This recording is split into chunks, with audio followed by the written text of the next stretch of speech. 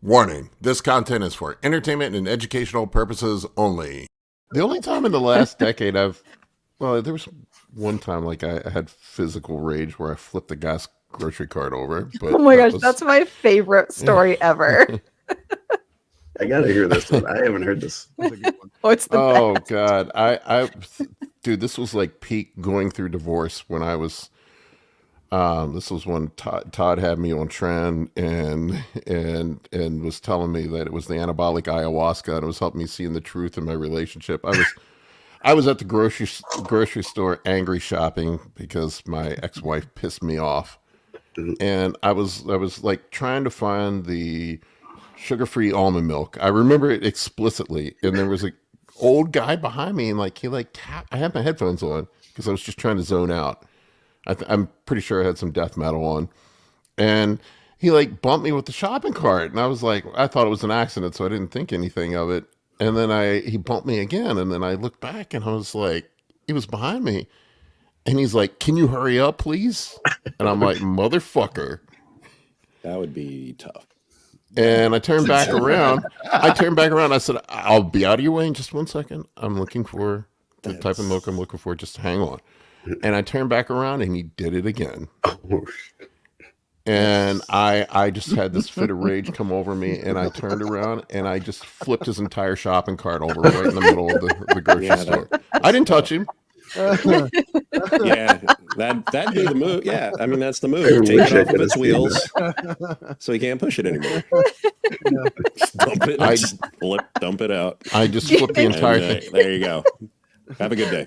Did he have eggs or anything in there? Shit went flying everywhere, and I said, "Back off, motherfucker!" Enjoy that. And he didn't say anything after that. That was the end of the conversation. Paul just provided clarification in that situation, as far as I'm concerned. That gentleman was laboring under the misapprehension that he had a problem, but he didn't. He didn't have a problem. Then Paul said, "You think you have a problem? Here's a problem. You have a problem to solve." I mean, that was 7 years ago. That's a great way to look at it, Colin. That was a rough year. That was a rough year, but you made it through, bud. Yeah, ACL tear. Colin and I were going through divorce together. That's how we got into the gym. It was group therapy. What did you say that Tren was the ayahuasca of relationships? Yeah. Dr. Todd was helping me then with my diet, and I was just on TRT at that point, and he suggested that I go on Tren, and I'm like, okay, so Tren and test, and I remember I was like I just had enough with my ex-wife. I was like, I just woke up one morning and just had this moment of clarity. I'm like, I'm done with this. I'm done. And I told Todd, I'm like, I think the Tren is making me angry at my wife. And he's like, no, he goes, it's the anabolic ayahuasca. It's making you see things clearly. Now, should one ever take relationship advice from Dr. Todd? Probably not. Really not. Should one take Tren to see the truth of their relationship clearly? But results may vary. Results may vary. That may be. So he deliberately suggested that I use Tren so I would have more clarity on my relationship. That is a great story.